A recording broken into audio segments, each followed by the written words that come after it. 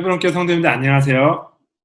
어제 저희가 드디어 3개월 만에 제한적인 형태이긴 하지만 교회당을 오픈하고 함께 모여서 예배를 드렸습니다. 비록 많은 분들과 함께 하지 못했고 또 깊은 교제를 하지도 못했습니다만 함께 모여서 예배를 드리니까 참 좋더라고요. 빨리 이 코비드 사태가 완전히 잘 해결이 되어서 정말 안전하게 모든 성도님들 함께 모여서 예배할 수 있게 되기를 소망합니다. 그때까지 이렇게 꼭 오셔야 되는 거 아니니까요. 네, 어느 곳에서나 각자의 처소에서 마음을 모아서 예배드리며 또 서로를 위해서 기도하는 그런 공동체 만들어 나가면 좋겠습니다. 네, 헤브론 만나 재밌는 성경. 오늘은 에스겔입니다. 네, 성경 한눈에 보기 영상에서는 이 33장 21절에 예루살렘의 함락 소식을 듣는 그 내용을 중심으로 앞과 뒤로 이렇게 나누었죠. 그리고 이제 전반부의 내용을 살펴볼 때는 주로 에스겔의 상징 행위에 집중해서 내용을 살펴보았고, 또 후반부에서는 회복의 메시지를 중심으로 내용을 살펴보았습니다. 특별히 그 회복이 어떻게 그리스도를 가리키고 있는가 하는 것을 같이 살펴보았어요. 네, 이번 재밌는 성경 영상에서는 이 구조 또 역사적인 배경을 조금만 더 알아보고 그 뒤에 우리가 좀 집중적으로 살펴보아야 할 내용에 좀 집중을 해보도록 하겠습니다. 예레미야서 같은 선지서와 비교해 보았을 때 에스겔서는 아주 좀 뚜렷하게 단락이 잘 구분되어서 단락 구분하기 아주 좋은 선지서 중에 하나입니다. 먼저 번에 말씀드린 대로 이 33장에 있는 예루살렘의 함락을 중심으로 크게 두 부분으로 나누어져요. 그래서 앞부분은 심판을 중심으로 한 말씀, 뒤에 부분은 구원을 중심으로 한 말씀입니다. 1장부터 24장까지는 유다와 예루살렘에 대한 말씀이고요. 25장부터 32장까지는 주변 나라들에 대한 말씀이에요. 그리고 이 뒷부분, 회복을 말씀해 주시는 이 부분도 크게 두 부분으로 나눌 수 있는데 33장부터 39장까지는 유다의 구원, 회복에 대한 전반적인 말씀을 주시고 40장부터 48장까지는 특별히 회복된 예루살렘 성전을 중심으로 예루살렘의 회복을 예언하고 있는 말씀입니다. 에스겔서를 읽으실 때는 크게 이 세 가지 연도를 기억해 두시면 좋습니다. 첫 번째 연도는 BC 597년이에요. 자, 이때 무슨 일이 있었는가? 이때 있었던 일을 열왕기하 24장 15절에서 이렇게 기록하고 있습니다. 그가 여호야긴을 바벨론으로 사로잡아 가고 왕의 어머니와 왕의 아내들과 내시들과 나라의 권세 있는 자도 예루살렘에서 바벨론으로 사로잡아 가고, 네, 이렇게 여호야긴 왕이 바벨론으로 사로잡혀 가는 그 해가 바로 BC 597년입니다. 자, 이 해가 에스겔 선지자에게 왜 중요했을까요? 네, 에스겔 선지자가 여호야긴 왕과 함께 바벨론으로 사로잡혀 온, 우리가 흔히 이제 2차 포로라고 알려져 있는 그 시기이죠. 물론 이제 에스겔 선지자가 포로로 잡혀오게 된 해이니까 기억하시는 것도 좋고, 또 동시에 여호야긴 왕이 사로잡혀 간 때라는 것을 기억하는 것도 좋습니다. 여호야긴 왕이 마지막 왕은 아니고 그의 숙부인 시드기야 왕이 마지막 왕이지만 이 성경은 계속해서 여호야긴이 마치 마지막 왕인 것처럼 기록합니다. 우리가 앞에서 보았던 것처럼 열왕기 하나, 예레미야서에 보면 여호야긴이 바벨론에 사로잡혀 가서 어떠한 경험을 하게 되었는가로 성경을 마치고 있잖아요. 네, 그 이유는 이렇게 혈통으로 봤을 때 여호야긴이 다윗의 혈통을 이은 마지막 왕이기 때문이에요. 네, 그래서 이 여호야긴을 통해서 아직 소망이 있다라는 것을 알려주는 것이 바로 열왕기하와 예레미야의 마지막이었죠. 에스겔서를 읽을 때는 이 여호야긴 왕이 바벨론으로 잡혀가는 그때에 이 에스겔 선지자도 같이 잡혀왔다. 이것을 기억하시면 좋겠습니다. 자, 기억하셔야 할 두 번째 연도는 592년입니다. 이 해는 왜 기억해야 하냐면 에스겔 선지자가 선지자로 하나님의 부르심을 받은 해이기 때문입니다. 30째 해 넷째 달 초셋째에 내가 그발 강가 사로잡힌 자 중에 있을 때 하늘이 열리며 하나님의 모습이 내게 보이니 여호야긴 왕이 사로잡힌 지 5년 그날 초닷새라. 네, 그러니까 5년간의 포로 생활 후에 하나님께서 에스겔을 선지자로 부르시는 장면입니다. 자, 세 번째로 기억하면 좋을 연도는 BC 586년입니다. 네, 586년. 이 해는 매우 우리한테 익숙한 해이죠. 예, 이 BC 586년에 무슨 일이 있었나요? 예, 이해 남유다가 드디어 멸망을 하게 됐죠. 에스겔 33장 21절이에요. 우리가 사로잡힌 지 12째 해, 10째 달, 5째 날에 예루살렘에서부터 도망하여 온 자가 내게 나와 말하기를 그 성이 함락되었다 하였는데.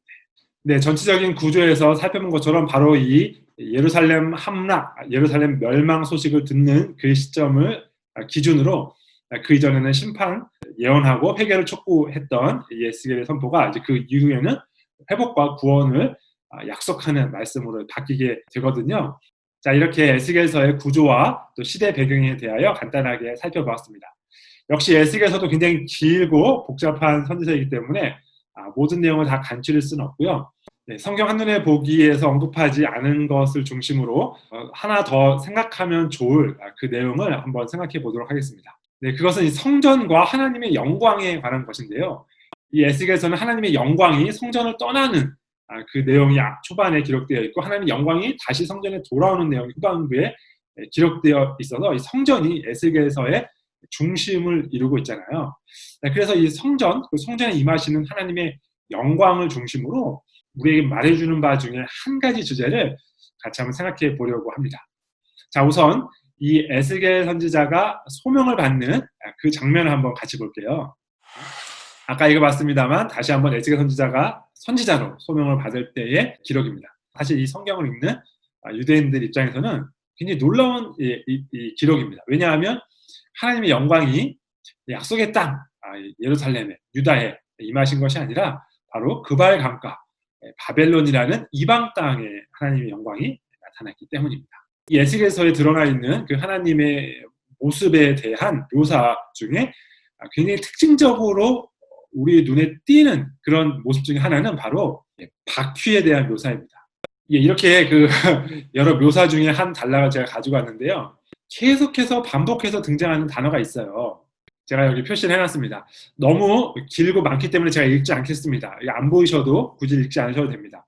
집에서 에스겔서를 펴놓으시고 한번 다시 읽어보시면 바퀴라는 단어가 계속해서 반복돼서 등장한다는 것을 아실 수 있을 것입니다. 자, 이렇게 계속해서 등장하는 바퀴, 이것이 우리에게 무엇을 말해주고 있습니까? 모든 성경학자들은 이 바퀴가 바로 하나님께서 어느 한 곳에 제한되어 계시는 분이 아니다라는 것을 상징하는 것이라고 말합니다. 그러니까 우리가 이 언약궤를 생각할 때 그것이 성막 안에, 성소 안에, 지성소 안에만 있어서 하나님은 거기에만 계신 분으로 사람들이 오해할 수 있었다라는 것이에요. 그러나 에스겔서는 그 하나님의 영광이 이 바퀴가 있는 모습으로 묘사함으로써 하나님은 어느 한 곳에 이렇게 고정되어 계신 분이 아니고 어딘가에 가둘 수 있는 분도 아니다라는 것을 밝히 보여준다라고 우리가 알 수 있습니다. 자, 같은 주제를 이제 또 다른 내용에서도 한번 또 살펴볼게요. 이번에는 하나님의 영광이 성전을 떠나는 장면입니다. 참 슬픈 장면이죠. 나로 내 성소를 멀리 떠나게 하느니라. 하나님의 성소예요. 그런데 하나님께서 거기를 떠나실 수밖에 없게 되었습니다. 왜냐하면 이스라엘 백성들이 그 하나님의 성소를 죄악으로 더럽혀 놓았기 때문입니다. 자, 하나님께서 에스겔에게 성소를 보여주실 때 밖에서부터 점점 안으로 들어가면서 점점 더 심해지는 이스라엘의 죄악을 보여주셔요. 그리고 나서 이제 하나님의 영광이 성전 중심에서부터 바깥으로 이렇게 차례 빠져나오시는 장면을 묘사하고 있습니다. 역시 이제 11장 22절에 보면 역시 또 여기도 움직이시는 하나님, 바퀴가 등장하죠.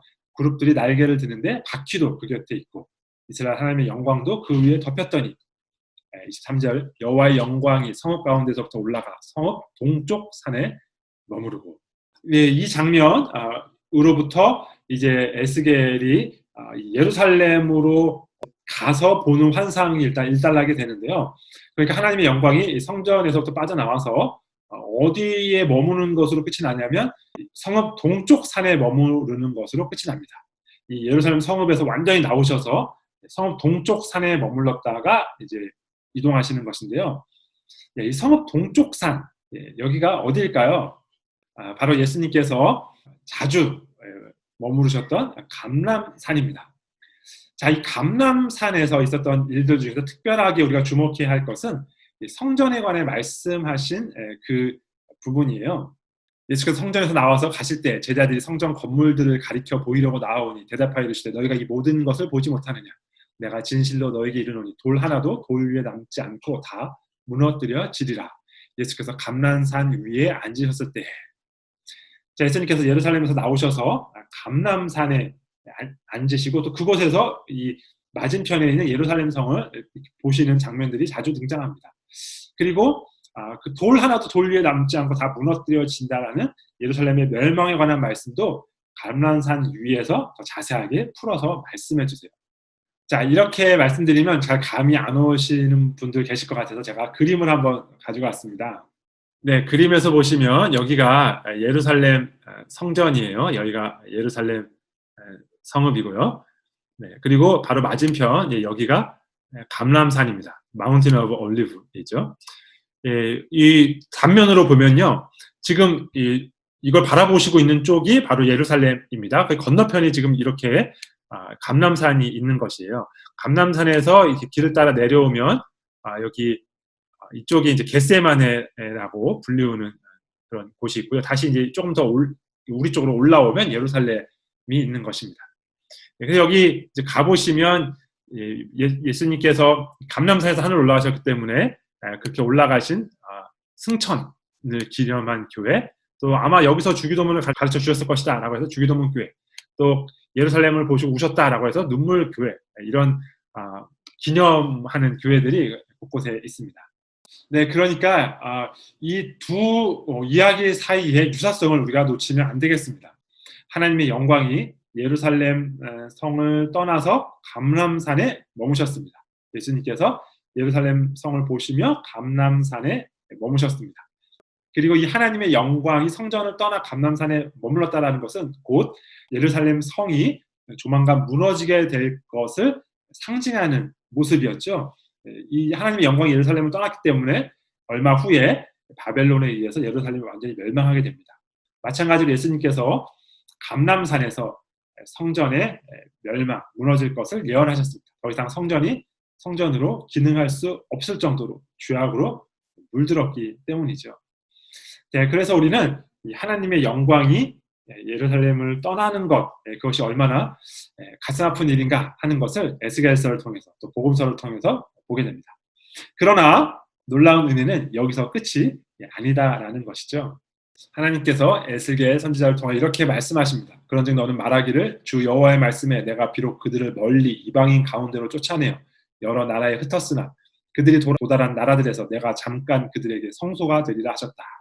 네, 역시 놀라운 말씀입니다. 하나님께서 예루살렘이 아니라 이방인 가운데로 쫓겨낸 여러 나라, 그곳에서 그들에게 성소가 되겠다라고 말씀하셨습니다. 그래서 우리는 사실 이 하나님이 거하시는 성소가 이 성전에 제한되지 않고 하나님을 섬기는 사람들이 있는 곳에 얼마든지 그렇게 이루어진다라는 그 사실 약속과 실현이 단지 예수님이 오셨을 그때 이후뿐만 아니라 그 이전부터 이미 약속이 되었던 것이고 실제로 하나님께서 그렇게 거하 주셨다라는 것을 우리가 보게 됩니다. 예수님께서는 그것을 이 땅에 오셔서 온전한 성전이 되셔서 완성시켜 주신 것이죠.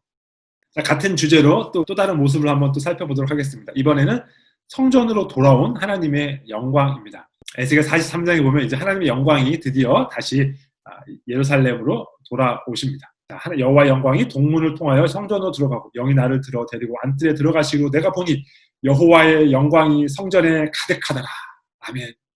그런데 놀라운 사실은 여호와의 영광이 성전에 가득하더라라는 이 기록으로 이제 성전에 다시 돌아온 하나님의 영광으로 맞춰도 될 것 같은 에스겔서가 여기서 끝나지 않고 뒤에 이야기를 계속 이어가고 있다는 것입니다. 이 성전에서 흘러나오는 생명수 이런 이야기들도 이어지고요. 그리고 이제 아주 뒷부분에 가면 이 성전에 대한 집중을 이제 더 시야를 넓혀서 이스라엘 땅 전체에 대한 이야기로 이제 옮겨갑니다. 그리고 이스라엘 전체의 땅을 12지파에게 배분해주는 이야기가 기록되어 있어요.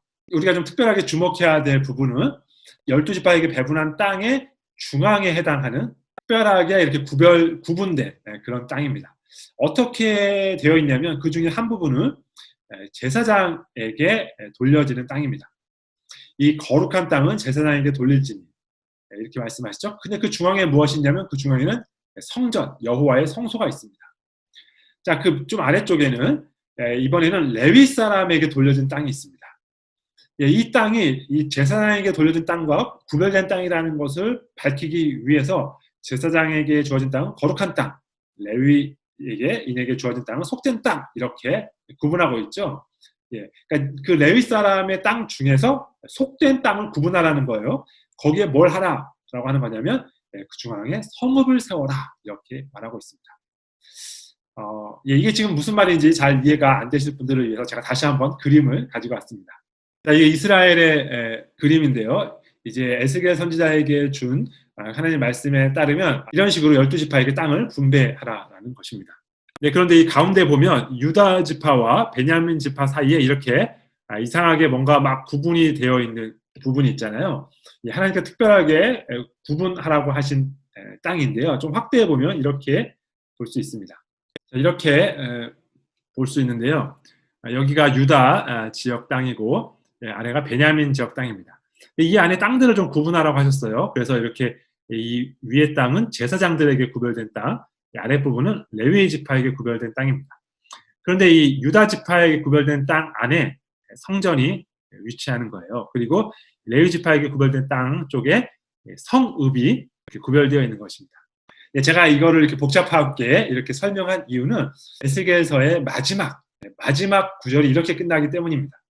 그날 후로는 그 성읍의 이름을 여호와 삼마라 하리라. 여호와 삼마, 여호와께서 거기 계시다라는 뜻이죠. 그런데 여호와께서 거기 계시다라는 그 거기를 지금 여호와의 성전이라고 말하지 않습니다. 그 대신 그 성읍을 말하고 있죠. 그 성읍의 이름이 여호와 삼마라. 그러니까 그 성읍에 여호와께서 거기 계시다라는 그런 구절로 에스겔서가 마치고 있습니다. 네, 이것이 우리에게 무엇을 말해주나요? 예, 지금까지 우리가 계속해서 살펴본 내용들, 같은 주제로 살펴본 바로 그 내용을 말씀해주고 있습니다. 여호와의 영광이 성전으로 돌아왔어요. 그러나 여호와의 영광은 성전에 돌아왔다고 해서 거기에만 머물고 계신 것이 아닙니다. 여호와의 영광은 성읍에도 거하신다는 거예요. 우리의 일상이 있는, 우리의 매일매일의 삶이 있는 바로 우리 삶의 현장, 그곳에 여호와의 영광이 계시다라는 것입니다. 바로 이것이 에스겔 선지자가 선지자로서의 소명을 받을 때에도, 그리고 여호와의 영광이 예루살렘 성전을 떠날 때에도, 그리고 다시 돌아올 때에도 계속해서 반복되는 주제입니다. 더 이상 성전에 제한되어서 하나님께서 거기에만 계시다라고 생각하지 말라는 것이죠. 하나님은 어디에나 계시는 분이시라는 것입니다. 이것이야말로 우리에게 주는 하나님의 은혜이지요. 우리가 거하는 어디에나 하나님께서 함께 하신다. 예수님께서 성전으로 이 땅에 오셔서 우리 안에 거하심으로 우리가 그 성전 되신 예수님 안에 거하여 어디에나 계시는 하나님의 임재를 경험할 수 있게 되는 그 은혜가 바로 에스겔서에서부터 이렇게 내다보고 예언되고 약속되고 있는 것입니다. 에스겔서를 읽으실 때마다 성전으로 우리에게 오신 예수님, 지금도 내 안에 계신 예수님, 예수님과 함께하는 그 기쁨을 기억하며 감사하며 읽으시게 되기를 소원합니다. 오늘의 헤브론 만나 여기까지입니다.